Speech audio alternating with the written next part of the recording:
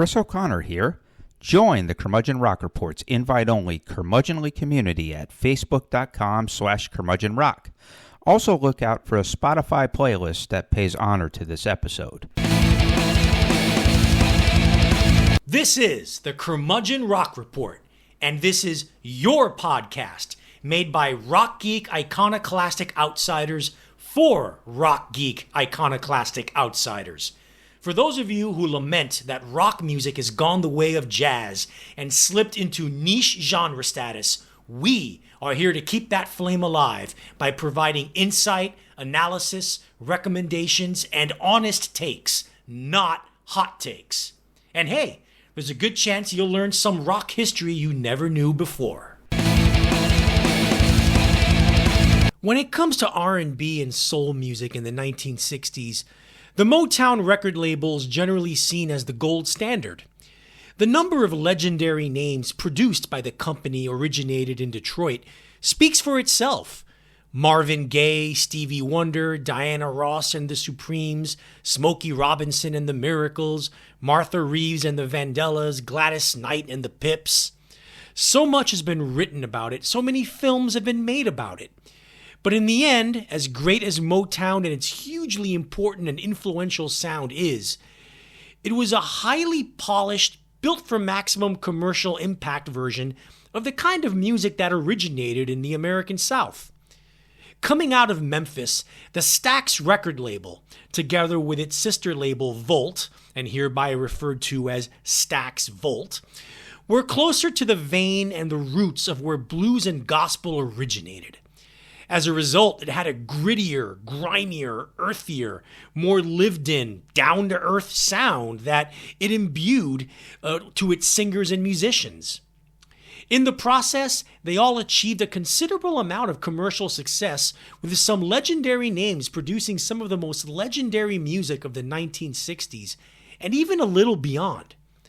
Granted, Stax Volt never quite reached the commercial heights that Motown did, but that in no way takes away from how arguably just as important the Stax Volt sound was compared to Motown, especially with how influential it was to legions of artists of its time and to artists of generations beyond.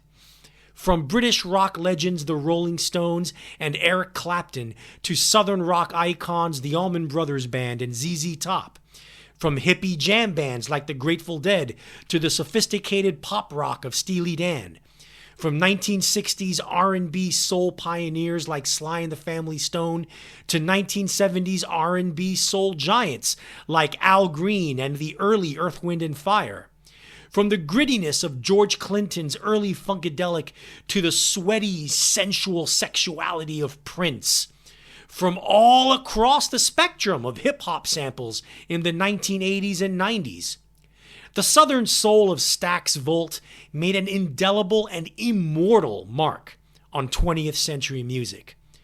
One of this podcast's goals is to be a public service for music fans who aren't familiar with certain genres, subgenres, or artists in general. To that effect, this episode is going to provide a concise overview, a primer, if you will, on the key and most important artists and songs from the Southern Soul movement of the 1960s, courtesy of the venerable Stax Volt label. So, welcome to the Curmudgeon Rock Report, and welcome to Memphis Soul in the 1960s. Happy New Year! Right, Arturo? Yeah, Happy New Year. yeah. I was going to say just another trip around the sun. You know, this, you know, we both turned 50 in September, so now this is going to be a strange one. This is the first full year officially in our 50s. Woo! Yeah. Ooh, you know? Yeah. So yeah, we're just a couple of aging old hippies talking about rock and roll. Speaking of which, since we try to keep in currency and keep to our mission of being rock geek iconoclasts, what is your major hope for the musical world in 2026? For me, it probably won't happen. I'm pretty sure it won't happen, but the decline of poptimism is what I want to see.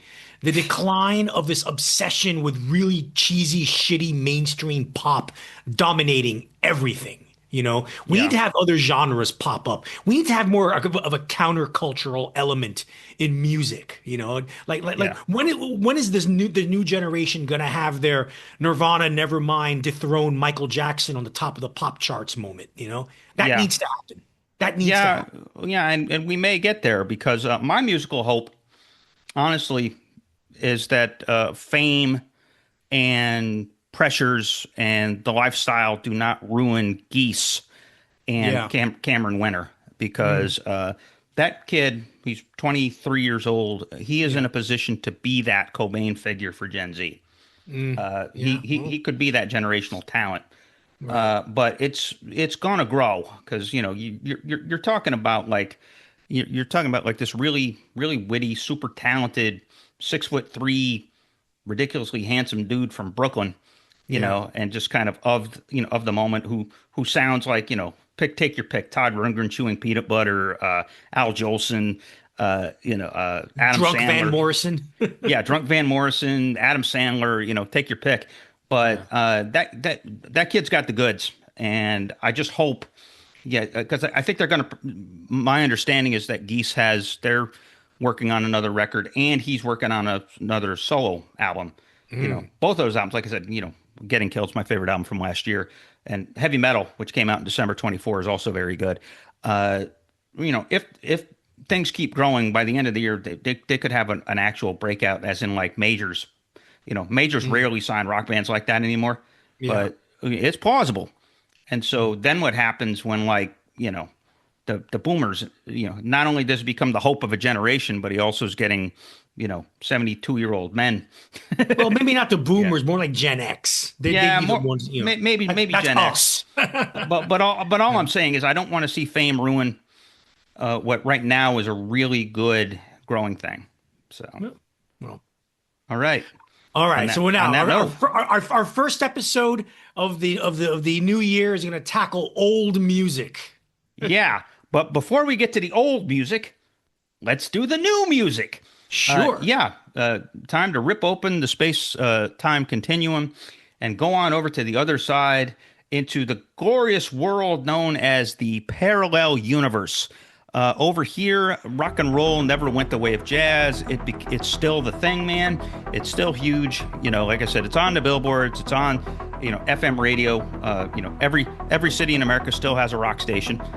Still has a modern rock station, and not a classic rock station, but an actual, big rock station that breaks hits. And more bands besides Oasis and Coldplay can fill stadiums. And so it's a hopeful world in the parallel universe. And it's over here in the parallel universe that we, Arturo and I, we discuss new and newish artists that we think that you'll dig. We say new and newish because occasionally, and especially given that we're publishing this or we're recording this on January 3rd, 2026, can't really review albums from 2026. So I guess in effect, we're both entering the parallel vault, which is where we look back as far as back as a decade. So now 2016 now. And find albums that we think that you should dig, and that these people would, in that parallel universe, would be enormous, or would actually be getting some press or getting more love than they do now. So with that, Art, I'm going to kick it over to you. Who are you covering on this episode's edition of the Parallel Universe? Yeah, in a rarity for this segment, I'm the one who's going to cover two albums as part of the Parallel Vault segment, a Parallel Vault 2-for-1. That is, these are albums that, in a parallel universe where rock music is still part of the pop cultural zeitgeist and still popular on a mainstream level, would be huge. Late last year, the Atlanta punk band Upchuck released their third album titled I'm Nice Now. Produced by Ty Segall, one of this podcast's favorite artists. It's not a bad record, but unfortunately it doesn't measure up to their absolutely dynamite and explosive first two albums, mainly because they've started to recycle themselves a bit. Seriously, the first two albums deserve serious attention, and that's what we're going to do here.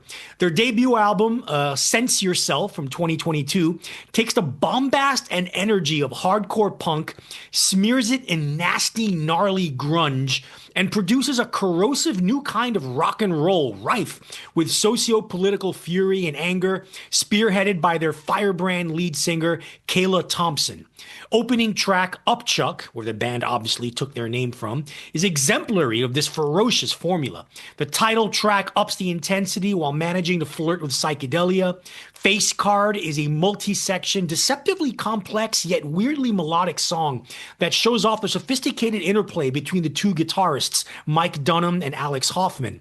The opening riff to In the Wire is flat out nasty, and the album closes with the ballistic, almost funky grunge groove of Leech. Terrific album.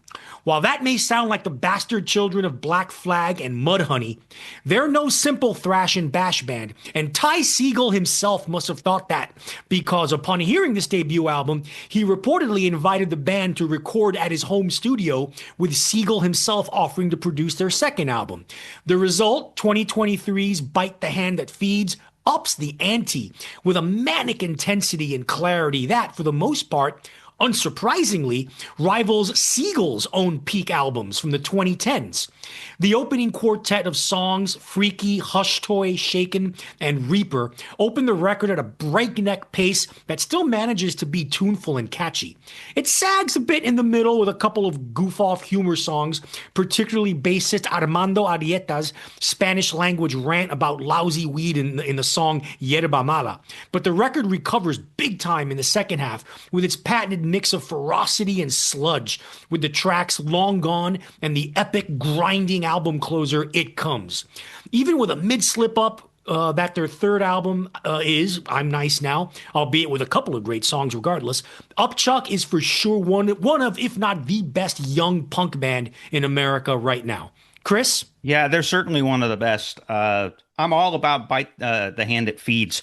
That album kicks ass. And, the first album, yeah, it's a cute concept. I mean, when I first heard it, I immediately said to myself, DIY stoner hardcore, because what they're doing is they're doing hardcore punk, but then they slow things down to classic stoner rock, kind of Sabbathy kind of tones and kind of down tuning and that kind of stuff. And so they kind of play around with both. But then they get the upgrade with Ty Segall, and all of a sudden, holy hell! It's like Fu Manchu doing hardcore. It's fucking awesome. I mean, Reaper is heavy as fuck. Toothless is heavy as fuck. I mean, the song Crashing is very L7, and it has, Caius must have been an influence on the sound and on the production, because it's so bottom heavy. It has that kind of bottom. That Josh Homme and friends captured back in the day, 30 years ago. So it has a lot of that, and it's just really, to me, I mean, I'm even okay with Yerba Mala. Yerba Mala. Yeah, it's goofy as hell. I mean, one of the lines from the chorus is translated to "living my life in pure drunkenness." So basically it's a celebration of being fucked up and being poor and fucked up. Is basically, what the song's about. But I don't think it relents. I mean, it's 13 songs, 32 minutes, and it just absolutely bashes the fuck out. And so I'm really impressed. And here's an aspect of being a rock and roll head here in the 2020s. It's not like it was 30 years ago or even 25 years ago, where the distribution was still kind of above ground. Like you still had such a thing as modern rock radio, real modern rock radio, and that had independent spirit, that wasn't playing the same 6 fucking songs from Shinedown, back then, and also it was a lot easier to you go to the local record store, which remember record stores, and you could find something. You didn't have to work as hard to find the good stuff. Well, here I am, like 2.5 years later. And just through Arturo's recommendation here, I discovered Upchuck. And I'm like, if I had heard this back in 2023, it easily would have made my top 10, probably my top 5. I wouldn't have put it ahead of Zach Bryan's album from that year, but it would have. Yeah, I know you think that sounds ridiculous, but no, trust me, that Zach Bryan album was great. but it might have, who knows, might have been second. But here I am 2.5 years later. So, oh, darn, I wish I'd have heard that back then so I could put that on the list for all time. So, but that's something that happens a lot, like, albums sneak up on you a couple years later, either the word of mouth grows Sure. or you just you accidentally stumble upon something. Right. Like you're reading a magazine or you're reading a piece online and some artist name drops some obscure person or artist, and you go back and Built to Spill a couple years ago worked with or a few years ago worked with this Brazilian band or members of Oruá. Yeah. And I said, who the hell are these guys? And these guys were great on that album. They were great rhythm section. So I went and discovered them, and they're like really, really cool. Well, here you go. You found Upchuck, and here we are in 2026 talking about awesome albums from 22 and 23. So there you go. Yeah, Upchuck. Yeah, this I'm as enthusiastic about this recommendation of yours as I have been in a long time. Well, thank you, sir. Well, and I'm pretty sure that you're not going to say the same thing about my pick. Yeah. Yeah. So this is one of those that once in a while my picks come from more from admiration than from from like total from the heart kind of thing. So there's certain albums that live in my head and live in my head gloriously, and this is one of them. This album I'm talking about. It's from a New York band by way of Philly. This young band with the very funny name Yahweh Nailgun. For all secret Christians out there, Yahweh is the Hebrew word for God. Translates literally into I am, but the Bible, I am what I am. But Yahweh Nailgun. So basically, that's religion pouncing the shit out of you. So I like that. I like that band name. But anyway, Yahweh Nailgun, young band. They released their first album back in March of 2025 called 45 Pounds. And so let's talk about 45 Pounds and Yahweh Nailgun. Yahweh Nailgun's 45 Pounds is much more of an experience than it is a conventional rock album. The first time you hear it, you'll probably let out a bemused, what the fuck is this, and laugh a little. But give it a few listens and you realize that this is actually a truly impressive accomplishment. This is sonic installation art, really. This young New York-based quartet defines off-kilter brutality on its debut album, 45 Pounds, as its members serve up a wacky, furious, intense, and in a few moments even poignant mix of post-punk, industrial metal, and elements borrowed from Detroit techno and drum and bass. Hey, remember drum and bass? Wow. And hey, they waste no time, blasting us in the head immediately and hardly stopping for breath over the course of 21 hyperkinetic, cathartic minutes. So yeah, the 10 songs here, 10 songs, 21 minutes, are really besides the point. I'm not going to talk about the songs themselves. So, even in this songs? Yeah, even in this case, even the grunting, unintelligible screams about the internet tells us various forms of pain and ecstasy are just another layered instrument in this band's oral palette. The main reason you should listen to this record, you will rarely consume drum and percussion arrangements and performance as extraordinary as you will here. Yahweh Nailgun's drummer and percussionist Sam Pickard is just amazing on 45 Pounds. His performances are just controlled, fervent noise collages. The agility, the speed, the power, the weird time signatures, the polyrhythmic flurries, and what amounts to organized noise or organized chaos from Pickard makes my jaw drop a little more with each subsequent listen. And none of it is electronic, I should mention. This is all roto instruments, including prominently what's known as a rototom, which is a neat little metal rotating instrument that makes a weird kind of almost atonal sound, but it's pretty cool. Pickard, he ain't just banging on cans on this album. Hell, if the Blue Man Group ever needs a new member, sign this guy up. What makes Pickard's fills, kicks, and clangs stand out even more is an otherwise minimalist approach to the music. Guitarist Sagiv Rosenstock keeps his squeak squonks in a brazen, sharp, clean, and in sudden burst mode. Similarly, bass and keyboards here are more for subtle color and mood more than anything else. I guess you can look at this as Public Image Limited on meth, or maybe Trent Reznor suffering an even greater nervous breakdown. So check out Yahweh Nailgun's 45 Pounds and discover, as I did in December, an undercovered hidden gem from 2025. Art, what say you? Yeah, I'm sorry. To me, this is just noise. It's atonal, dissonant noise crap. I mean, there is one track on the album called Castrato Raw, Yeah, which which is good. has a semblance of a groove and a semblance of something resembling a melody in there somewhere. And unsurprisingly, it's the single from the album that they made Yeah. a video out of. But Hmm. my point is this, like, if you want to do something interesting with rhythm and percussion, at least make it danceable, make it funky. At least, you can Yeah. have all the complexity you want, but like put some earwormy stuff in there so the listener can chew on a little bit more instead of just just all being in awe of the instrumental and the technical virtuosity. Like I don't give a Yeah. shit about technical virtuosity. Yeah. I Do mean, something with your virtuosity. Do something appealing with it. Don't just make show-offy instrumentation for the sake of show-offy complex instrumentation. I don't care about that. yeah. I mean, well, this is really percussion arrangements for metalheads.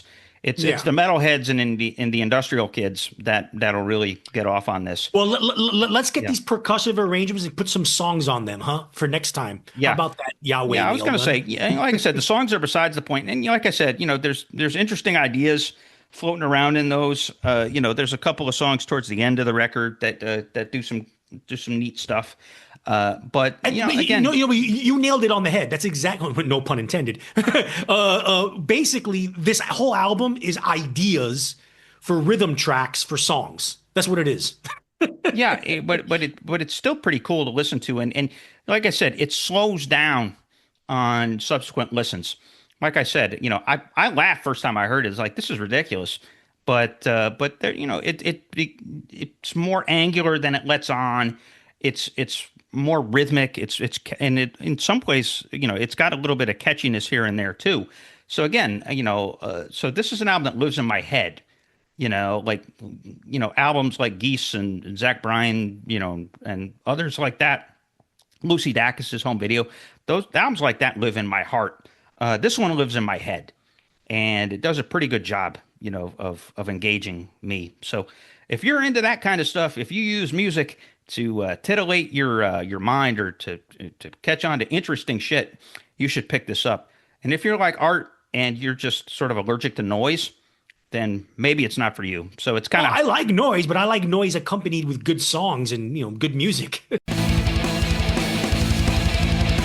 Chris here again. We usually end our episodes by inviting you to join our Curmudgeonly community page on Facebook. Well, we're picking up our efforts there. Know people just as passionate as us about rock and roll? Invite them to join in the fun. You don't actually need our permission to do so. Also, expect to see a lot more content up there moving forward. Our mission is to engage you, so darn it, we'll engage you like a fire hose, or maybe like a firehouse if we're going to give love to Gene Simmons. We may also be making a few offers. Want to wear a t-shirt featuring our logo? You may have that opportunity soon. So be a fellow curmudgeon, help us expand our little community, and share your own musings via your own posts. We're at facebook.com/groups/curmudgeonrock. so at the beginning of December, rock and roll lost one of its true giants, Steve Cropper. He was a brilliant guitarist and producer, arranger, band leader, and he was, if not the heart of what Memphis soul was, he was probably the brain and the spine. That his contribution and his steadiness as a member of both the Marquis and Booker T and the M.G.s really is what kind of formed the Memphis sound and what we know as Memphis soul today. And so he was foundational. Cropper died. He was in his 80s on December 3rd, 2025. So really what we're doing here is dedicated to his memory. And I want to leave you with a quote that Cropper, this is from an interview he did with Guitar World, actually, of all places, in 2024. And, Cropper, he's kind of a boring interview because, he's not one of these guys for the big picture. And, he's a little bit self-deprecating. And sometimes he's just like, well, we were in the studio screwing around and that's how we came up with Soul Man and like that. But here they're asking him about his playing and about his legacy. And he says, quote, "My playing has always sucked, but it sells. And so, yeah, and so that's a very unassuming and very wrong assessment. He's obviously being playful there. Because the idea is that he says that for him it was function over form. That he goes on to say that he never really took the time to be like Hendrix, or he never really put as much time into it. He just needed to do, because one of the things he says is that Stax and Volt, they couldn't afford another guitar player, so he kind of had to figure out how to do lead and rhythm simultaneously, and that kind of defined his brilliance and his style. So with that, like I said, R.I.P. Steve Cropper.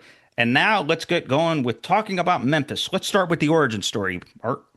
All right, the origin. The label started inconspicuously enough as a small independent label called Satellite Records, founded by Jim Stewart, initially operating out of his garage. Their original focus was on country music, early rock and roll and rockabilly, and straight up pop. In 1958, his sister Estelle Axton, who I presume had more money than him, invested some serious money for that time into the venture, enabling the fledgling company to upgrade their recording equipment and facilities. In 1959, Stewart was turned on to the wonders of rhythm and blues by one of the company's recent hires, staff producer Chips Moman. It didn't take long for the label to focus on R&B as its core genre, recording and releasing singles by various artists from both Memphis, an extremely musically fertile area at the time, and throughout the southern region in general. The first hit was Fool in Love by the Veltones, which proved to be popular enough in the South that Mercury Records licensed it for national distribution. While promoting the single, Stewart befriended a Memphis DJ by the name of Rufus Thomas, an aspiring R&B singer himself, and agreed to record him in the near future. At this time, Satellite bought the old Capitol Theater on 926 East McLemore Avenue in South Memphis, renovating it into what would be known as Stax/Volt's legendary recording studio. With this step up came an increase in recording regional R&B soul artists. But it was the 1960 release of 'Cause I Love You, a duet Thomas did with his teenage daughter Carla, that became a huge hit and put Satellite on the map. Such was its regional popularity that Atlantic Records came in and picked it up for national distribution, making it an even bigger hit. Atlantic was notable for being the home of Ray Charles and other notable blues and R&B artists, and offered Jim Stewart for Atlantic to be the national distributor for all of Satellite's releases. And so it was that in 1961, Satellite changed its name to Stax, combining the first two letters of Stewart's last name and his married sister Estelle Axton's last name, and formed a subsidiary label called Volt Records. By the next year, artists recorded for Stax and Volt interchangeably, making it common to refer to the entity as a whole as Stax Volt. Starting in 1961, Stax Volt released a decade-long onslaught of records by some of the greatest R&B soul singers and artists in the entire South, the cream of the crop of which we'll talk about very soon. Such was the commercial success and unquestioned artistic greatness of this collective that it even surpassed Atlantic Records, the label's own distributor, as the definitive home of authentic Southern R&B and soul. Only the slick and polished R&B sound of Motown from up north in Detroit was more commercially successful, which is saying something considering how titanically impactful Motown was. Trouble was just around the corner, though. In 1967, Warner Brothers bought Atlantic. There was a stipulated termination clause in the Atlantic Stax Volt distribution deal that would be triggered in the event that Jerry Wexler, Atlantic's point man in the Stax Volt Atlantic deal, would either sell his share of Atlantic or just leave. Well, selling his share and staying in Atlantic is exactly what Wexler did when Warner Brothers bought the company. Jim Stewart hoped to join Atlantic in the Warner Brothers buyout, but when he and his sister, alongside new co-owner Al Bell, flew flew to New York to directly negotiate with the heads of Warner's music division, they were given such a low-ball offer that they refused. It was at this time that Stewart discovered how screwed Stax Volt really was. When Wexler and Atlantic Records agreed in 1960 to distribute all Stax Volt records on a national scale, it was an informal handshake deal. In 1965, the distribution deal was formalized into a paper contract. Unbeknownst to Stewart, though, Atlantic's lawyer at the time inserted a clause in that 1965 contract that gave Atlantic, and by extension their parent company Warner Brothers, complete ownership, including any rights of reproduction and reissuing of all Stax's Atlantic distributed recordings, i.e. the master recordings between 1960 and 1967. This meant that the only recordings Stax Volt owned were unreleased recordings, anything recorded before 1960, and anything that will be recorded after 1967. Now that is getting fucked in the ass. Yes, it is. And this is why you never orally agree to a contract. Exactly. Coming from Christopher O'Connor, Esquire. Yes. I actually am Christopher O'Connor, Esquire. No, you don't do handshake deals. Yeah, and this is why. Because then they can go. Because then how can you prove that it wasn't part of the original deal? Right. And so you try to sue, and unless you settle, you ain't getting shit. Right. And to this day, Jerry Wexler is still alive. He insists that he knew nothing of this clause, but really, who knows? Yeah. In any case, Stax Volt continued to go forward. Stewart sold Stax Volt to Paramount Pictures for the sole purpose of being bankrolled and, of course, kickbacking a share of any profit made to Paramount. The company would continue operating as an independent label with independent distributors, and from 1968 to 70, they were the little engine that could, with continued success with artists such as the Staple Singers, Johnnie Taylor, and Isaac Hayes. Bristling under Paramount's insistence on more control over the record label's operation, Stewart and his partner, Al Bell, secured financial backing from German record label Deutsche Grammophon to buy back Stax Volt in 1970. This arrangement lasted until 1972, when Bell bought out Stewart's remaining interest in the company. In 72, Bell negotiated a distribution deal with CBS Records under the guidance of company president and longtime music business titan Clive Davis. However, Davis was fired within a year later, and with him being the major player in the deal with Stax Volt, CBS soon lost interest in Stax Volt. The small mom-and-pop independent record store network throughout black communities in the U.S. was the backbone of Stax Volt's success, but CBS largely bypassed it in favor of larger retailers. However, CBS didn't want Stax Records to compete with CBS's own roster of R&B, soul, funk artists, which included Earth, Wind and Fire and the Isley Brothers. So they under-distributed Stax Volt product. To make matters worse, they would not let Stax Volt out of its contract with them for fear that Stax Volt would land a more productive distribution deal with another major label, thereby becoming CBS's direct competitor. This was the second time that Stax Volt got royally screwed by a major record label, and this time it was too much to overcome. This chokehold on Stax Volt's ability to make a profit led Al Bell and a returning Jim Stewart to get a series of loans from a local Memphis bank, with Stewart even mortgaging his mansion. The bank got cold feet and foreclosed the mortgage. Stewart lost his home and his fortune, and Bell was forced to have Stax Volt file for bankruptcy in 1975 in a depressing end for one of the greatest, most important record labels in the history of the American music industry. Chris? Yeah, talk about shady business. Oh, wow. But up until 67, when the rug got pulled out from underneath them, things were going great. And, one of the things about the Stax Volt history that we have to consider is you have to remember that Jim Stewart is launching things as Elvis and the Sam Phillips factory are becoming a big deal. Right. Going national in 56, 57, 58. And so what Stax was really doing, and they did it multiracially, like Sam Phillips did. Well, but that was more the major Sun artists were all white. Yeah. And so this was like black counter programming to the Elvis thing in Memphis. Right. And so that's really kind of where it stands in its place. And so there's this tension between what Elvis is doing as far as taking rockabilly and early rock and roll national. And so that's one side of the Memphis story. The other side is the soul, and it's the blues.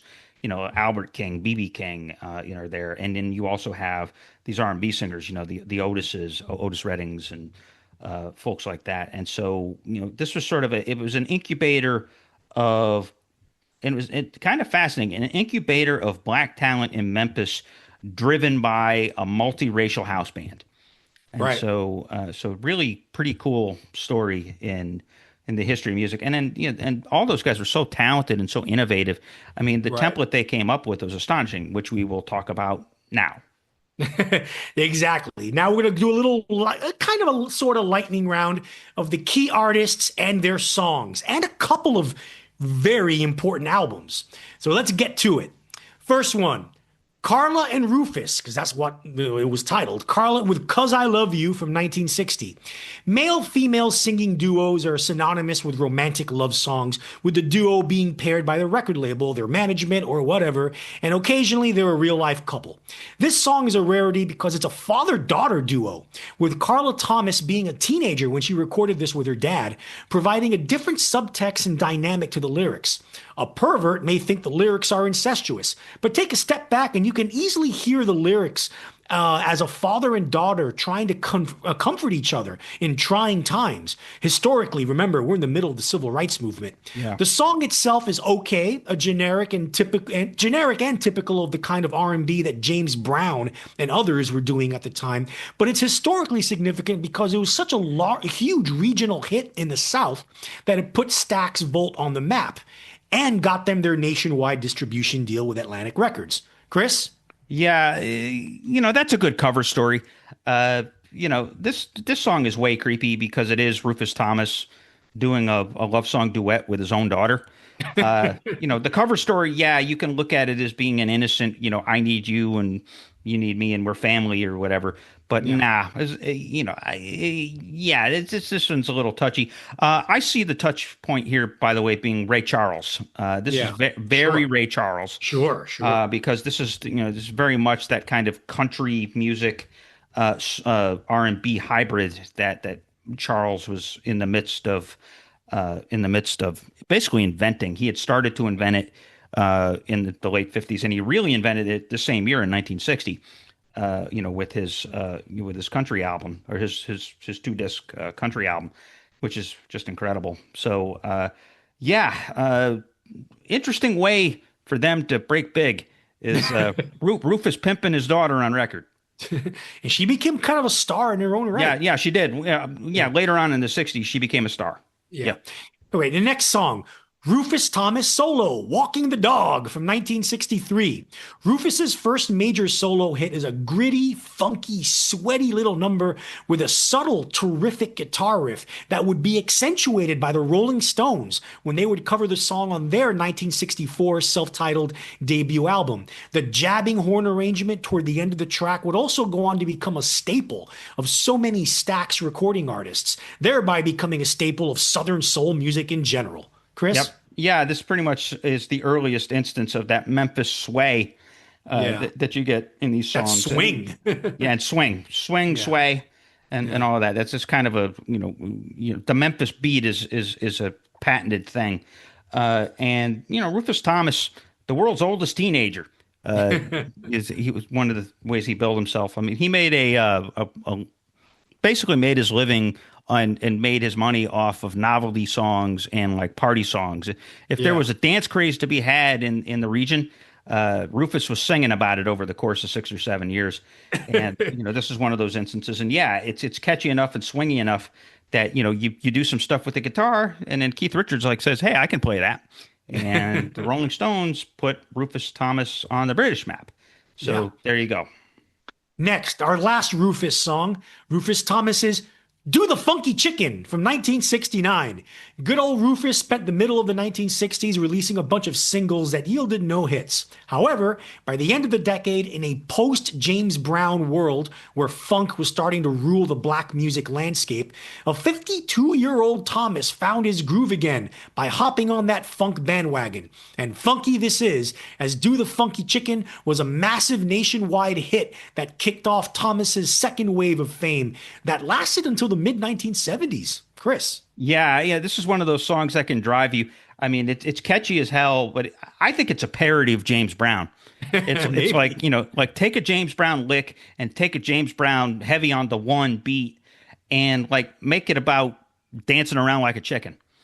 And when Rufus is up there flapping his wings and all that. So it to me, it must have been a parody of James Brown, but it's a damn good one. I mean, it's pretty faithful. And, one thing to note, the guitarist here is a young kid named Michael Tolles. Remember that name. He'll come up a little bit later. He offers a cool little lick. And, ultimately, this song, like I said, in that James Brown spirit, it's kind of like I think this is I'm Black and I'm Proud for middle-aged white suburban ladies seeing their daughters off to marriage on the dance floor. Yeah, pretty much. Oh, boy. All right. Next, a trio of Carla Thomas songs. First, I'll Bring It Home to You from 1962. Earlier in this year, Sam Cooke scored a big hit with the classic Bring It On Home to Me. Rufus's daughter recorded her cheeky response cover. Seriously, it's almost a note-for-note, chord-for-chord cover. And it nevertheless ended up being one of her best songs. Nothing is as timeless as that rolling, bluesy, piano-based R&B groove. Chris? Yep. Yeah, and again, Carla Thomas put a tremendous sultry vocal performance here. And again, that Ray Charles influence. It's basically the same song as "'Cause I Love You," and so more Ray Charles, but more pronounced actually, because it's this one had a better production job to it. At this point, this is a couple of years later, and so things are a little bit more sophisticated. Right. So yeah, good stuff. Yeah. Next, A Woman's Love by Carla Thomas, 1964. Another soulful ballad, but this one feels truer to a Carla song.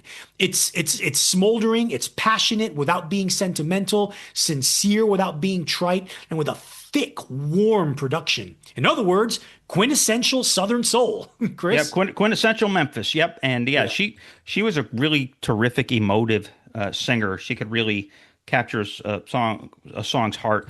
Strange but true, by the way. Willie Nelson has a cover of this song. Really? Interesting. Yeah. Wow. Of all people. Yeah. Yep.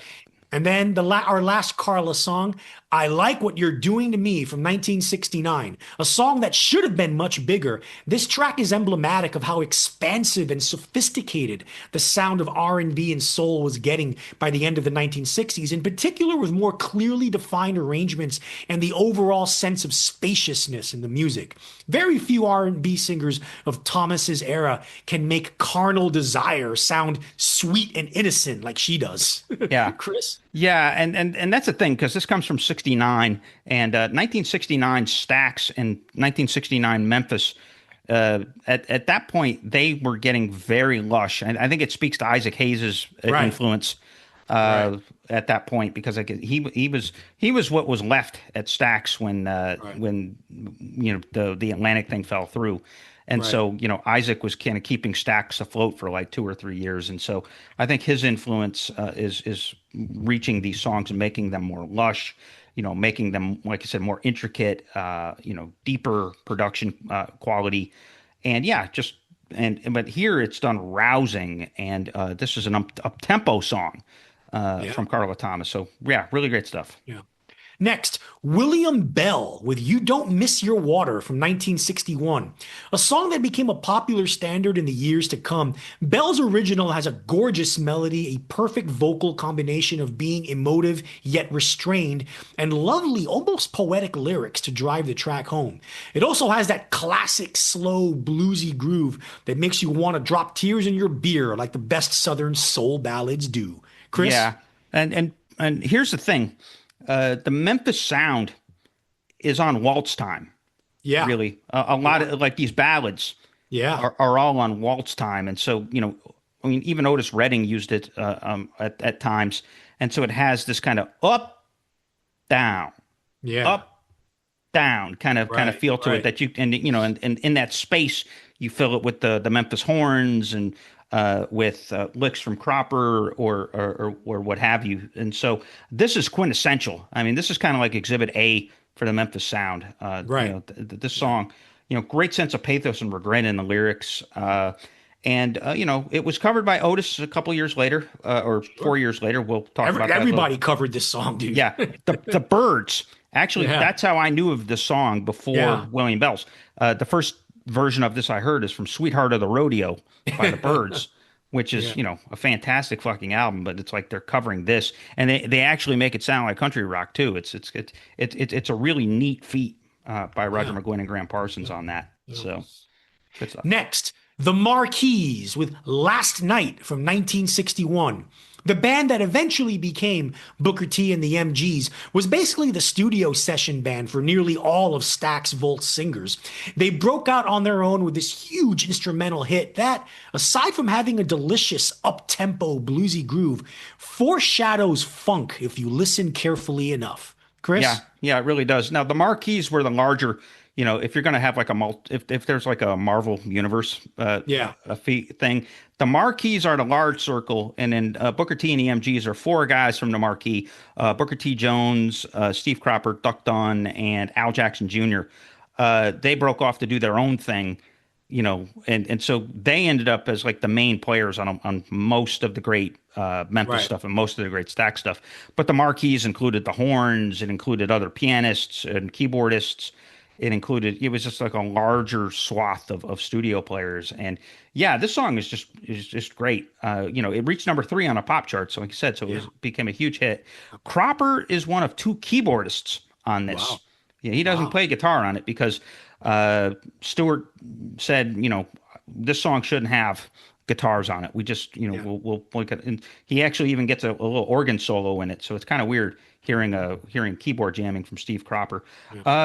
Honestly, this is like a funkier version of the Monster Mash musically. It's like a funky a more tasteful, less ridiculous Monster Mash. Right. Or it's almost like the Munsters theme song too, which is kind of a remix of the Monster Mash anyway. Right. So there you go. And it's like Memphis surf rock. In my notes here, I have it down as this is Memphis surf rock. Yeah. If like Dick Dale was from Memphis. Next, Booker T and the M.G.s with "Green Onions" from 1962. Yeah, you've heard this song. Yeah, if you don't think you know this song, you're wrong. You know it. It's one of the most famous instrumental tracks of all time. It was also one of Stax Volt's first worldwide hit singles.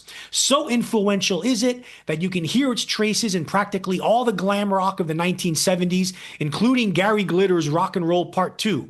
And you can hear the song's mark and echoes on Oasis, and Onward to Black Rebel Motorcycle Club, and Onward to the White Stripes, and onward and onward and onward. Yeah. Chris? Yeah, this is Booker T and the M.G.s basically doing garage rock. Cropper probably, even though he was like the co-author of a bunch of enormous hits and indelible staples of the rock and roll canon, probably made the most money off of Green Onions. What movies, what television networks, what commercials? I think there was like a Cialis commercial that was on for several years that actually had Green Onions as its. So Cropper sold dick pills. What a living. So but killer instrumental, smooth organ licks from Booker T. Jones, and then Cropper. It just there's this. He's got these sparse solo cuts in there that they cut like razor wire. Like little ramp up. So it's just a really cool song. It's one of those songs that's so bright that everybody had to wear shades. Yeah. Next, the final instrumental, Booker T and the M.G.s Hip Hug Her from 1967. By this time, the band was super busy backing Otis Redding, Wilson Pickett, Sam and Dave, and a host of other Stax Volt artists in the studio, but they never abandoned their own careers as featured artists. With this track, they started to embrace funk, and it came as naturally to them as it was backing Otis Redding in any Chitlin Circuit club show. This is one deep, dirty, menacing groove, and few bands could pull off that kind of feat like these guys could. Chris? Yeah, one thing I neglected to mention in our opening tribute to Cropper is he was a white dude. Yeah. he was a big country white dude originally from Missouri who moved to Memphis when he was 10. But anyway, yeah. So the group here basically invents blaxploitation theme music. Like every hero has a theme. Yeah. And so this is basically blaxploitation theme music. It's really really cool. And again, just more great stuff from all four members of the band. All right. And now we move on to maybe the one true genius Stax Volt really produced. Well, they had a few geniuses, but this guy ruled above them all, Otis Redding. And we're going to do a bunch of his songs. First one, These Arms of Mine, his first big hit from 1962. Anyone who knows me knows that I always have and always will claim that Redding is the greatest male vocalist of all time. He was the star in Stax Volt's roster of artists, the golden child who was earmarked to cross over to the mainstream and easily would have had he not died tragically in a plane crash in December 1967. Right before his biggest hit. Right, we're going to get to that later. Yep. His run of classic hits on the Billboard R&B chart started in earnest in 62 with this simmering, powerful, moving ballad. He was, like John Lennon later on, one of the few singers in music history who could take lyrics that would be trite and cheesy in any other artist's hands and elevate them to transcendence and universal truth. When Redding pours his heart out on that microphone in that gospel church-trained voice of his, you believe he's in love, and you believe his whole life hangs in the balance. Oh, Chris? Yeah. For what it's worth, my pick for greatest vocalist of all time would be Al Green, who we'll talk about in our next episode. But Otis is right up there. I think like the three best are probably in this order: Al Green, Otis Redding, and Sam Cooke are probably the three greatest soul singers of all time. And yeah, Redding is just incredible. That dude could sing the alphabet and could draw you in. Yeah. It would have been classic soul, like "Hey, B." I can't do Otis. That was like Beavis trying to do Otis. Yeah, that was anyway, awful. sorry. All right, next. Sorry, folks. But anyway, yeah. But no, this song is just really really good. This is the song that actually got him signed to Stax. Right. That it put him on Stax's radar and was kind of his audition song or whatever. And so the success. This song had success. And that's how he found his way into the Stax Volt fold. So there you go. Next, Otis Redding with Pain in My Heart, 1963, another heart-wrenching ballad. This song illustrates how expertly Redding can fuse earworm melody with inventive vocal phrasing and soul-stirring emotion. Not just a singer, he was also a songwriter and arranged all his stuff. He's also mostly responsible for those cloud-bursting heavenly horn arrangements. Chris? Yeah, and of which one of those is on this song, and it's beautiful. Here I have to introduce a discussion of Al Jackson Jr., who was the Booker T and the M.G.s drummer. There was something about, and maybe it came from Otis as a suggestion, but there's something about his tunings and his playing and his sound backing Otis more so than any of the other groups. That's really distinctive and really adds depth and texture to Otis's songs. I don't know. There's something there that I don't know if Otis heard something or if something there. But Al tuned his he tuned his drums in a distinctive way that he didn't do for anyone else. And so the drums on the next couple of songs, this one and the next one we'll talk about, are extraordinary in their sound and their pattern and their swing. And so, yeah, Al Jackson Jr., Cropper, roundly said for years that Al Jackson Jr. was the best R&B drummer that ever lived. I agree. Yeah. Next, Otis Redding, Mr. Pitiful from 1964. Redding didn't just do ballads. He could do swinging, groovy, upbeat, funky R&B, and this is one of his very best. No one could make self-loathing and self-pity sound heroic and noble like Otis could. Chris? Yeah, I thought you were Mr. Pitiful. Anyway, yeah, rousing paean to self-pity. Otis's voice is especially gravelly here, and the delivery's tops. There's a really short bridge on here that where the horns are just really cool. Need to note that this was co-written with Cropper. Cropper was a great. He did a lot of the co-writing. He didn't. I don't think he didn't do lyrics, but he did a lot of the music. And Otis and him co-arranged their songs. They worked together on that. And again, great drum sound here. Now, next. Otis Redding, and a complete album, Otis Blue, Otis Sings Soul from 1965. Yes, this whole album needs to be heard. It's not only his best studio album, not only the defining LP of the whole Southern soul movement of the 1960s, it's one of the best R&B soul records ever made, which makes it one of the best albums of all time. Yeah. The original version of Respect, a song popularized by Aretha Franklin 2 years later, is on here. The best version of You Don't Miss Your Water is on here. A scintillating version of the Rolling Stones' Satisfaction, a song whose guitar riff was inspired by Redding's horn arrangements, according to Keith Richards, is on here.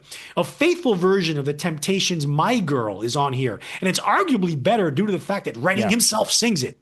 Yeah. Redding also outdoes the great Sam Cooke with a version of A Change Is Gonna Come that, yes, is better than Cooke's original. His version of Down in the Valley is better than Solomon Burke's, and so on and so on.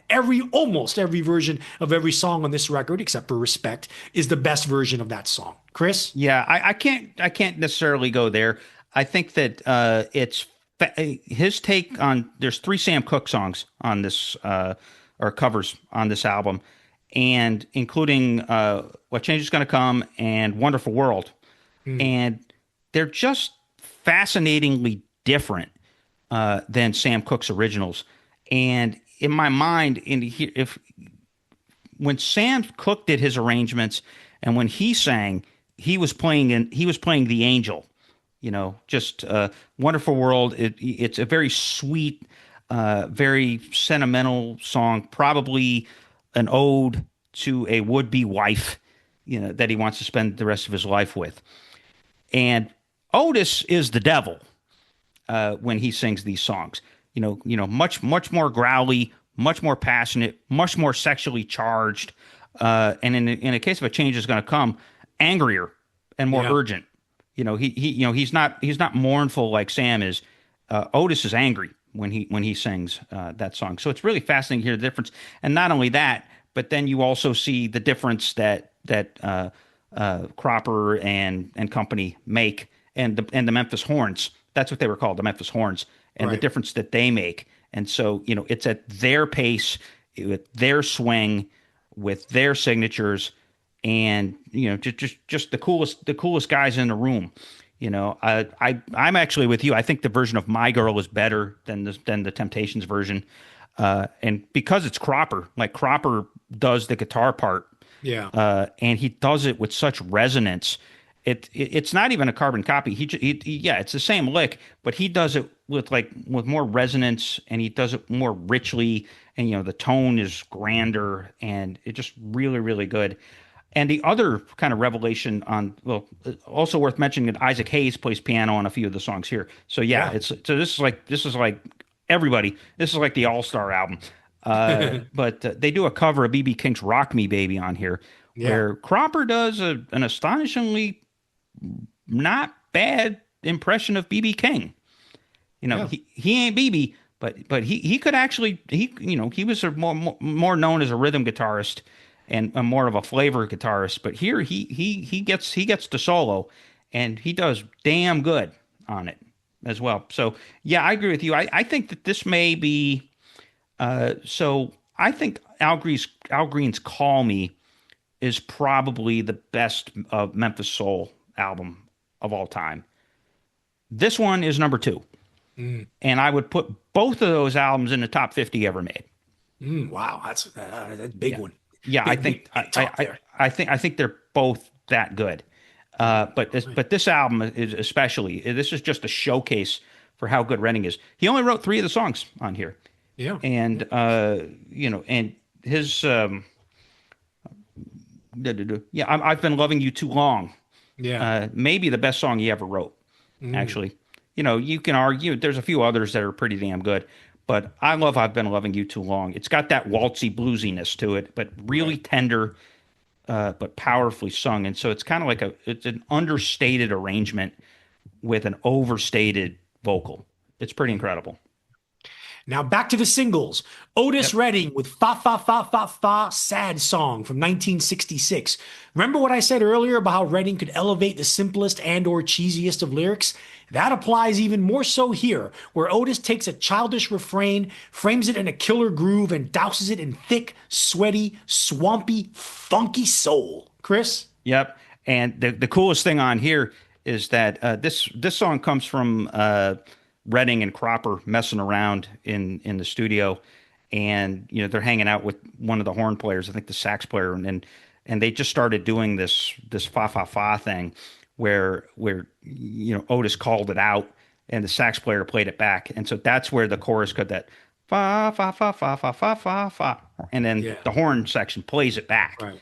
And so it's this call and response thing that's like really, really cool. It's like reminiscent of some of the shit that James Brown did in the early '70s, where he would do a lot of call and response, or all that crazy stuff where he's talking to his trombonist and like leading him through parts and stuff like that. So it's this is earlier than that. So I think Otis had the same musical soul in him, and like you said, he was a gifted arranger for sure. Yeah. Next, by Otis, Try a Little Tenderness from 1967, one of the great man's greatest ballads. This cover of an old 1930s popular standard is a masterpiece of slow, simmering tension, creating momentum that eventually leads to cathartic release. Many people have tried singing this song in Otis Redding style through the years, but no one has come close to matching Redding's patented genius for phrasing, tasteful emoting, and lyrical interpretation. Chris? Yeah, this is a very, very covered song, but yeah, you can't match the vocals with Otis. And this is him at his at his smoothest in the beginning and his growliest at the end. It's pretty cool, and it's just really moving vocalization, and the way that the song builds up to the end, it's Nirvana, and it's not that Nirvana, it's true Nirvana, heavenly Nirvana, and the way that the song builds is just extraordinary. Yeah. Next, Otis doing a duet with Carla Thomas in 1967 called Tramp. This was a novelty track when it came out, but it's notable because you're hearing a pairing of arguably the greatest male soul singer of all time and the undisputed queen of Southern soul. You know what else it is? It's funky as hell and funny as hell, with Redding and Thomas trading hilarious spoken word barbs at each other in the verses. Chris? Yeah, this is kind of like that Kendrick Lamar track from a few years ago. This is a very light, bubbly version of an argument song. Yeah. But they're funning on each other, and it's funny because in the lyrics she calls him a hick from the Georgia woods, basically, and hey, Otis grew up in the Georgia woods. Yeah, so he was maybe a country it's autobiographical, but it's kind of like Otis kind of playing "Who me" and Carla Thomas doing the "Yeah you." Very, very fun, and it chugs. Right. More than a lot of these songs, it chugs and it rocks. Right. And finally, Otis's masterpiece that came out after he died, Sitting on the Dock of the Bay from 1968. Redding's biggest hit, the one that actually took him to #1 and proved to be his long-awaited commercial crossover, came out after he tragically died. Written by the man himself, it's a masterpiece of mid-tempo soul with existential lyrics about place, identity, and understated desperation. This is a guy who could make people cry singing simple boy loves girl lyrics. Imagine the effect of hearing him sing this material. Yeah, of getting existential for sure. Yeah. No, this song's incredible. Another co-write with Steve Cropper, one of the all-time great pop songs. It's the story of it is a little unfortunate in the sense that Cropper and Redding and the M.G.s, they basically had laid down the song and it wasn't really finished. You're right. And then he dies, I believe, in a plane crash in late '67. And so now Atlantic is like, oh goodness, Otis died. He's in the news. We need a single. Yeah. And so Cropper is like, well, I have this song, and it's like, the one thing it's missing is the bay. And so, he calls up a buddy of his at another label and said, hey, do you have any sound effects for like the ocean and like and like seagulls? And he's like, yeah, sure, send them over. So he basically overdubbed the sound effects at the end when you hear the waves and you hear the seagulls and all that, and it's just kind of a touching touch. But again, it's kind of morbid that, Atlantic was like, oh, we really need to push this guy like a week after he died. Yeah. Where was that enthusiasm when he was alive? Right. Yeah, Right. it's pretty sick. On this episode, we gave you an overview of Southern soul music from Memphis in the 1960s. For the next episode, we're staying in Memphis, but moving on to the next decade in order to focus on one particular artist from that area who rivaled Marvin Gaye and Stevie Wonder as the greatest R&B and soul solo artist of the entire 1970s, the great Al Green.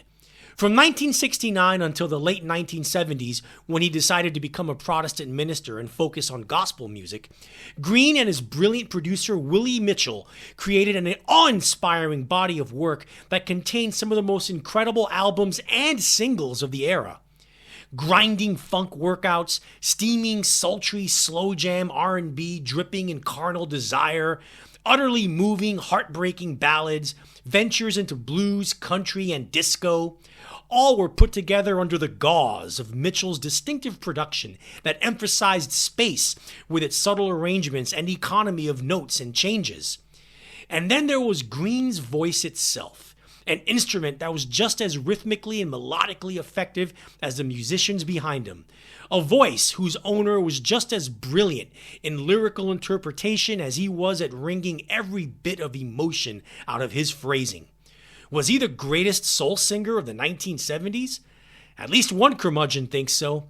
Join us next time as the Curmudgeon Rock Report brings you Al Green, A Legacy. All right, part 2 of this lightning round of key artists and songs from the 1960s Memphis Southern soul scene, and another key album we'll save that to the very end. Let's start with Wilson Pickett with In the Midnight Hour from 1965. Pickett started his string of indelible hits in the middle of the decade with this track, kicked off by one of the best bass lines of all time. If Redding was the king of Southern soul, Pickett was the clear number 2 during this time.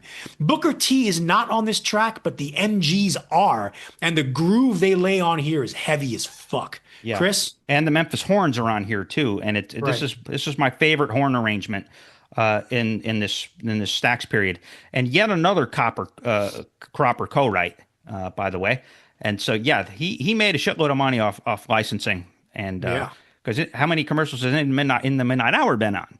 Right, and movies. And movies. Yeah, that is a very, very, very, very covered, or a very widespread used famous song. It's one of the great singles in rock and roll history. Pickett could sing his ass off. I mean, he just had awesome grit. He had awesome growl. He had awesome fire to his voice. I mean, he was a star. He was another one. He did a couple years later. In '68 he did a cover of Hey Jude. That's extraordinary. It's like getting down and sweaty and nasty and gritty and dirty to Hey Jude. Who knew? All right. Next, another massive hit. Wilson Pickett with Land of a Thousand Dances. Yeah, you know this song. Na, na, na, na, na, na, na, na, na. Yeah, everyone knows this. This was his biggest commercial hit, and it's easy to hear why. Another impossibly funky, weird bass line, an insanely driving rhythm, a powerful horn section, Pickett's crawling out of a grave vocal performance, and that unforgettable vocal hook in the chorus. Easily one of the greatest singles of all time. Chris? Yep. And a couple of things about this song. It's a cover of a song from 1962 done by a guy named Chris Kenner. And poor bastard, that song was never his again. Yeah. And actually the next 2 songs after this are both covers that Wilson Pickett basically stole. Made his own. Made his own. I mean, basically, the originals are basically obsolete. Right. Could you imagine, you have a song, it's modest success. It's like, okay, this is my big breakout. And then fucking Wilson Pickett covers it and wipes your ass off the map. Imagine that experience. One other thing to note about Land of a Thousand Dances and the next 2 songs. These were recorded at Muscle Shoals in Muscle Shoals, Alabama. Right. And this is the second best house band in the history of basically rock and roll. The best house band was Booker T and the M.G.s. The second best house band was probably Muscle Shoals. And two members of Muscle Shoals at this time were a guy you mentioned earlier, Chips Moman, who was around at the beginning of Stax, and also would famously produce From Elvis in Memphis in 1969, I believe. Yeah. Yep. So he was a member of the Muscle Shoals band at this time. And then Spooner Oldham was the drummer. And he went on to work with a whole bunch of people, including Neil Young in the 70s. He was like one of the great session drummers ever. But he was part of the Muscle Shoals band too. And the Muscle Shoals thing, they had less swing than Memphis, but they had more muscle. Yes. And they had more of a pure rock ethos. They were a more rockin' band than the Marquis and the M.G.s in general. And next, Pickett again with Mustang Sally from 1966. This is my personal favorite Pickett song because of its impossibly swampy groove, and it's also, like so much Southern soul in this decade, a precursor to funk. Remember, James Brown came from the South too. Chris? Yeah, this song is just so catchy and so just lovable. Ride, Sally, ride. Yeah, just all that. And again, another cover song that Wilson freaking Pickett stole or became his song. So, there's that. And so just really great flavor. And again, another Muscle Shoals recording. And Pickett hits it out of the park. It's a real star. I think it's his greatest star turn as a vocalist and as a frontman. So really good stuff. And the final Pickett song, Funky Broadway from 1967. This wasn't as big of a hit as the previous three tracks were, but it's still awesome. Listen to all these songs back to back, and it's clear what the Pickett formula was. Incessant driving rhythm, plus Pickett singing like a man possessed by some kind of reckless spirit, plus raw, loud horn section. People like Redding and Pickett, and some of the artists we're going to discuss very soon, are the reason Stax Volt was seen as the viable alternative to Motown. Chris? Yep, and again, this is recorded at Muscle Shoals, so this isn't, it may have been released by Stax Volt, but it was recorded at Muscle Shoals. Right. And it was a cover from, the original band was Dyke and the Blazers.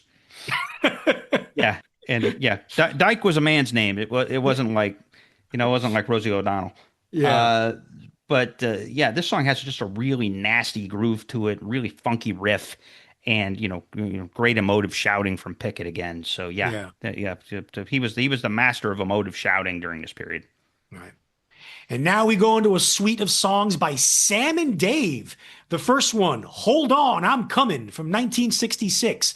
As far as male vocal duos go, while white people had Simon and Garfunkel, black people had Sam and Dave, and no disrespect to Paul and Art, Sam and Dave were a hell of a lot more soulful and funkier. Their first major hit is a monster of greasy, gut bucket, Chitlin circuit fostered, funky like an elephant's cock, primo Southern soul. Hold on, I'm coming? Where are we going? Doesn't matter if it sounds this good. I'll just follow along. Chris? Yeah, so this is Sam and Dave's arrival into the pop scene, and it's also the arrival of one Isaac Hayes. Isaac Hayes and David Porter co-wrote this song. And Hayes and Porter, by this point in the latter part, from 66 all the way through like 70, 71, they were kind of like the resident songwriters. Booker T did some writing, and and Cropper obviously did some writing, but at this point, Hayes and Porter were pretty prominent, at least for Sam and Dave. And so this song is just fantastic. Sam and Dave did great two-part harmonies. So it was two guys, Sam Moore and Dave Prater, and I have to tell this story because poor Sam Moore. Sam was really the lead singer. He's the high tenor in the group, and Dave kind of sang underneath on the harmonies. He's basically Dave was Art Garfunkel. He was whereas Garfunkel was the high part that wasn't the standout in Simon Garfunkel. Dave is the low part that was not the standout. And so, they had their run of all these hits, and, they broke up the first time. They went their separate ways in 70. Sam Moore had a solo career, but he also had really fell into bad drug addiction. And Sam and Dave, they reunited briefly in the early 80s. But what happened then is they had kind of their final falling out, and Moore was determined, he cleaned up, he married a woman named Joyce McRae, who was one of the great activists of getting artists who got screwed over their royalties. She was a real hero in that movement. But so Sam Moore wants a solo career. The problem is that Dave Prater was like, well, if I go out and I team with a guy with a high tenor named Sam, another guy named Sam, I can go on the road to Sam and Dave. And so, Sam Moore would try to get bookings. He'd call like Cleveland and he'd be like, hey, this is Sam Moore. I was in Sam and Dave, Soul Man and all that. I'm looking for a booking. It's like, wait a second, you were just here last month. And so he was having a hard time for years, the 80s, he got wiped out because, Prater died in a car crash, I think in 1988. And so it was after that there were all kinds of lawsuits involved with this that Sam Moore trying, through the efforts of his wife, Joyce, who really led this, was to kind of get his reputation back and to let it be known that Sam Moore was the actual Sam and Dave and not the imposter Sam.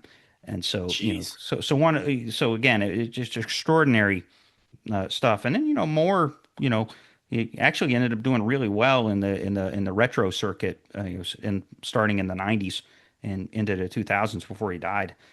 So kind of inspiring, but poor bastard. You imagine that? I'm just going to go find some random asshole named Sam and go on the road to Sam and Dave. Dave was a dick then, basically. Yeah, Dave, but at the same time, there's a cottage industry. I did a story on this when I was 23. It's like way long time ago. And I did a story on this in my journalism career that, that this is where somebody is like the second cousin of an original member of the Drifters. Yeah. And they decide to go out and tour as the Drifters, even though there's not really anybody left from the Drifters, but they're out there holding themselves out as the Drifters and doing Drifters covers. And so now, and at one point, this happened to both the Drifters and the Coasters. There were like a dozen Drifters out there touring that had some sort of tangential connection to the original band. Just really extraordinary grifting that was going on, back when the nostalgia circuit blew up in the 80s and 90s. So anyway, back to Sam and Dave. That's the Ballad of Sam Moore. Yeah. Sam and Dave again, When Something Is Wrong with My Baby from 1967. A huge R&B hit at the time, but a moderate pop hit. This track made a comeback in popularity when it was included in the soundtrack to the very underrated 1995 film Dead Presidents. It's another smoldering, simmering, bluesy, emotionally powerful ballad that can only come from the South and from Memphis in particular. Chris? Yeah, good citation of Dead Presidents. That is a great soundtrack. As far as I know, the big Payback is on that too. Just really, it was my gateway to 1970s and 60s soul for me as a young kid. I was a college kid. Good movie too. But this is Sam Moore's best vocal performance out of all these songs. Just really passionate, and the horns here are just really soothing on the verses. So it gives real flavor to the proceedings. Next, Sam and Dave again with I'm a Soul Man from 1967. Their biggest hit and one of the biggest R&B hits of the entire decade. Sam and Dave crossed over big time in the way the people at Stax Volt wanted from Otis Redding. This song is simply unbeatable. Killer guitar riff, a killer chorus hook, a funky groove, a warmth in production, and a searing vocal performance by both dudes. Chris? Yeah. Oh, yeah, this is an amazing song, and it's all about the Blues Brothers, baby. Yeah. And this song made a huge comeback in the early 80s because of, obviously, the Blues Brothers movie that became a hit. This is also an Isaac Hayes and David Porter song. And so, Isaac Hayes wrote Soul Man. And, and you could tell everybody's just having so much fun playing this. It's my favorite riff from Cropper. Yeah. And, the horns are great. The bass is great. And again, the best. This was a great harmony performance from both Sam and Dave. So one of the all-time great singles. I love it. Right. And the final Sam and Dave song, I Thank You from 1968. After Stax and Volt ended their distribution deal with Atlantic due to Atlantic being bought out by Warner Brothers, but more importantly, due to Atlantic screwing Stax over in regard to ownership of all their recordings from 1960 to 67, Sam and Dave dutifully jumped ship and signed directly with Atlantic/Warner Brothers. They didn't lose an ounce of their gritty soulfulness, as this track features the complete Booker T and the M.G.s, with Booker providing that tasty, crystalline organ sound and the Marquis' amazing horn section. But it's Sam and Dave's powerful call and response vocals that guide this track through. Chris, you probably still prefer the ZZ Top version, right? Hey, you read my mind. Yeah. I actually love ZZ Top's version of it. It's it was perfect for them, and their flavor, and it was a good platform for Billy Gibbons to just wield his axe. This version, the original, again written by Isaac Hayes and David Porter, and this is my favorite Duck Dunn bass line. Yeah, bass line on this is funky as shit. Just really, really great stuff. And so, you've got me indicted. ZZ Top from their version from 1979. Modest hit. Still shows up in classic rock rotation. Good stuff. Now we move on to Eddie Floyd. One of the first of his two songs, Knock on Wood from 1966. Floyd's signature song and biggest hit is also one of the most famous and greatest songs to come from the Memphis scene in this era. It was also covered in rocking form by David Bowie in his legendary live album from 1974. But I'll take the original with its slack, in a good way, groove, pulsating horn section, and Floyd's impassioned vocals. Chris? Yeah. Bam, bam, bam, bam, bam. One of the great horn vamps of all time starts this song. Just incredible. Yet another Copper co-write. And yet another song that he probably made a shitload of money off of in terms of licensing and such.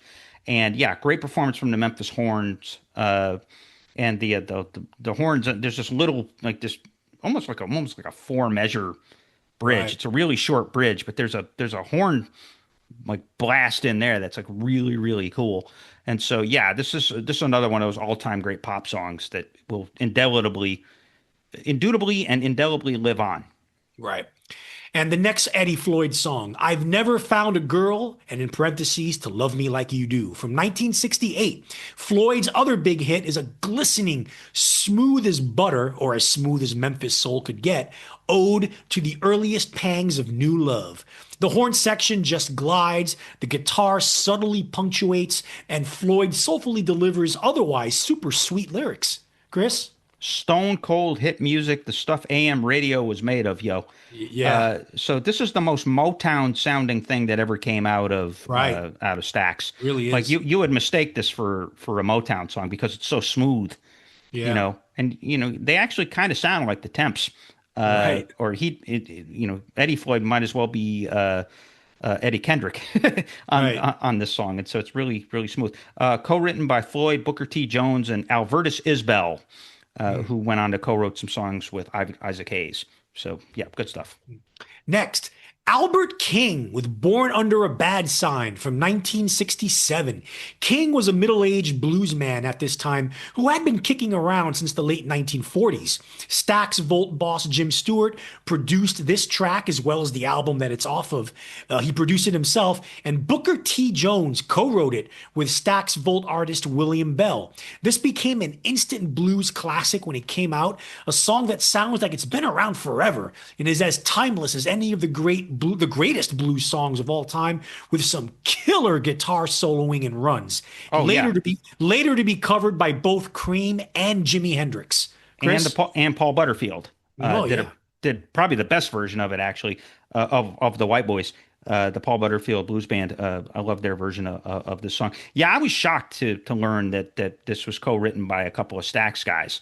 Yeah. And I'm like, because it sounds like it would be like a traditional, traveled up the highway from Mississippi, blues. Like it's almost like it sounds like it should be a blues standard that Albert King is just taking out of the dustbin and just, axe manning his way through. No, this was written specifically for Albert King. Right. by a couple of the young cats and a couple of the resident house musicians. And yeah, and King knocks it out of the fucking park. This broke him. And, the album at the time bombed. It was not a hit. But then over the course of 10, 20, 30 years, like all of these, Stevie Ray Vaughan, Clapton, all these folks said the song, especially the song and the album were a touch point for them and was a real influence and one of their favorite blues albums of all time. And hey, Booker T and the M.G.s could play blues too. Yeah. Yeah. I mean, wow. And Cropper plays a really steady rhythm guitar. He actually gets to be just a rhythm guitar player. Yeah. On this song, and he's stellar in terms of putting down that backbone for King to do his shit. Yeah. Now we got 2 in a row by Johnnie Taylor. The first one, Who's Making Love from 1968. Taylor clearly carried the torch left behind by Otis Redding and Sam and Dave in the late 60s, producing the kind of gritty, funky, driving soul that they helped popularize. Taylor's lyrics went a little deeper into the dangerous waters of romantic relationships, with him addressing adultery with searing and unapologetic honesty. Chris? Yeah, and so it's just kind of strange. So this song is co-written by 4 B-teamers. Not the primary songwriters, and this was like these 4 folks. It was like their only hit that any of them ever had. And then Johnnie Taylor was kind of B team, and then this is after the Atlantic collapse, and so they're trying to hold on. And so Johnnie Taylor comes to the front burner, and this is also the time where they're starting to get more expansive. So this is from '68, and so they're starting to get a little bit more expansive, slightly psychedelic. Isaac Hayes features on the keyboards on this song. So this is the M.G.s and Hayes backing Taylor. So it's kind of like B team writers and singers, A team on the music. Yeah, A team on the band. Yeah. And so great song though. Really resonant. The other Taylor song here, his version of Testify from 1969. This song was written by George Clinton and was a huge hit for his R&B group, The Parliaments, in 1967, just 3 years before Clinton reinvented himself and his group as the acid-fried, psychedelic R&B soul funk band Funkadelic. Taylor takes this track and puts it through the Memphis soul filter, making what I think is a superior version. The horn section reaches epic touch the skies proportions, and the rhythm section is lean, mean, and groovalicious. Taylor was an incredible singer, and this song was perfect for his key and range as he gospelizes the hell out of it. Yeah, Chris? Great song. Proof that George Clinton could play it straight as well as anyone. He rarely played it straight again. After this, but so there's that. But this also is this lusher, fuller song. This came up with Carla Thomas in '69. They started to kind of get into this lusher, fuller, more expansive kind of more maximal phase of production and sound and vibe. Almost not quite psychedelic, but a little but edgier than the stuff that they had been doing before then. And I think that this lush, full arrangement and this, because this song has strings, I think this is the only song on this list so far that has had strings in the back. Yeah. I don't think any of these other songs have a string section. And so now strings are coming in, which is a perfect setup for the album that, honest to goodness, probably kept Stax in business itself for 3 years. Right? This is Isaac Hayes' star turn. The album Hot Buttered Soul from 1969. We end this run of classic Memphis soul music with an era-defining album that helped set the stage for what soul music would be in the 1970s. Hayes had been working at Stax Volt for years as a staff songwriter and producer and musician as well, like you said, Chris.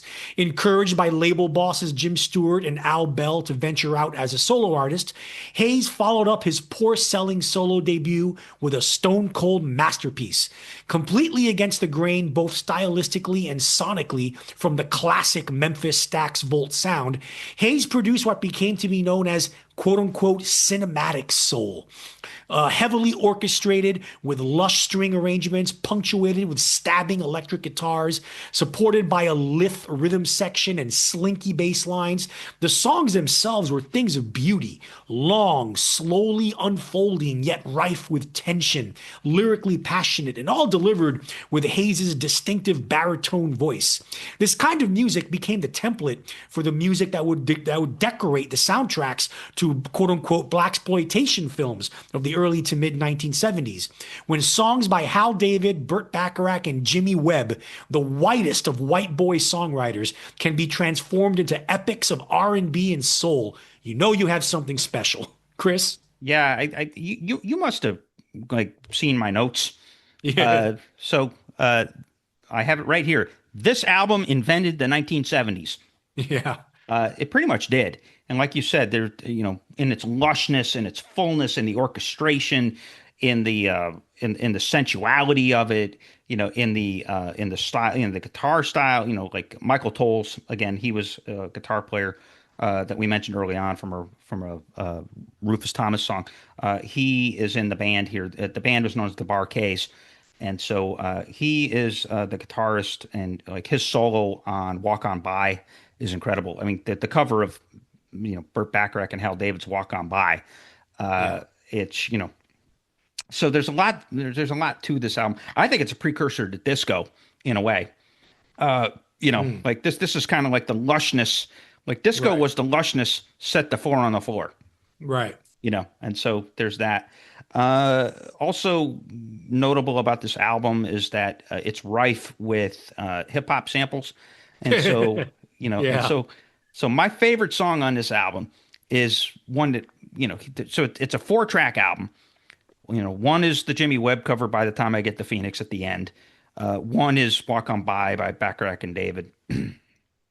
And then the two in the middle are co-writes by, one is a co-write and one is a full write by Isaac Hayes. And my favorite track on this is one of the ones he wrote, Hyperbolic Syllabic Sequidally Mystic. Which just, he's trying his best to be George Clinton there. But it's just this awesome jam that goes on for 10 minutes. And it's just, Hayes is just jamming his brains on the piano on this song. Right.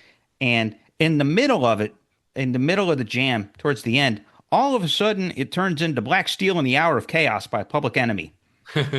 And so it is a treat for hip hop heads everywhere to accidentally, or I had forgotten about that because I hadn't listened to this album in a while. But you stumble upon one of the seminal samples in hip hop history. Yeah. And then Walk On By, true story. I was turned on to Walk On By the Wu-Tang Clan. And they did their song I Can't Go to Sleep on the 2000 album The W. But basically the quote unquote sample is basically just the both the starter, the couple minute long starter vamp of strings on the song, followed by the guitar and the grooves on the verses. And so basically there's not a single original note on the entire song by the Wu-Tang Clan. So this is just a tribute to Walk On By. And so, and that's the thing, Hayes was just rich with these kinds of these things. And, the drums off of his song, not just this album, but Shaft, they've shown up in hip hop as well. And so, he just understood texture. He just understood groove. He was, Chef from South Park was a pair, was Isaac Hayes making fun of himself, but that he was a sexy time man. Oh yeah, with that voice. So right. just incredible stuff here. And again, invented the 70s, but pretty much single-handedly kept the lights on at Stax longer than it had a right to after what happened with Atlantic and CBS. Yeah, it's a bittersweet, sad story, but in the end, it's the music that lives on forever, and it's the music that we have just finished celebrating in this episode. So you just had your fill, folks, of 1960s Southern Soul.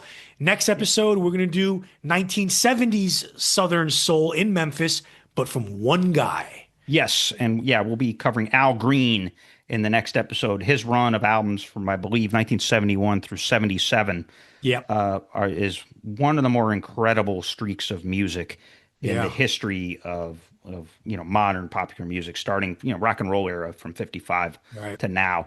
It's just astonishing. Even the last of those albums, which is basically a gospel album in disguise, is just a really neat accomplishment. And so I get to geek out. We're both fans of Al Green, but I'm really a fan of Al Green. So that'll be me in hyperbolic mode. For sure. And so with that, folks, as we always do at the end of these episodes, we encourage you to join our fabulous Curmudgeonly community on Facebook. A fellow Facebook page purveyor, Music We Love, is a frequent flyer on that page in terms of contributions. So thanks, guys, for giving us love. And so, you can join in the mirth and the merriment there. Go to facebook.com/group/curmudgeonrock. It's invite only, but chances are we'll let you in unless you're real goon. Send us some fan mail. If you think that Isaac Hayes actually sucks, that probably makes you mentally ill, but we'd love to hear from you anyway. curmudgeonrock@gmail.com. And then, as we always do, and this is our 3rd year now of doing this, we're going to put together a special Spotify playlist that has all of the music, both of the albums that we talked about, Hot Buttered Soul and Otis Blue, and all of those singles will be in that playlist for you to enjoy and to refer to as you listen to 2 random white boys, one in Korea and one outside of Houston, Texas, ramble on about. So check that out. You can find that in the episode description wherever you get your podcasts, Apple, Stitcher, Amazon, wherever. Just find that link in the episode description. It'll take you to the playlist. And so enjoy. And as I always say, dig it.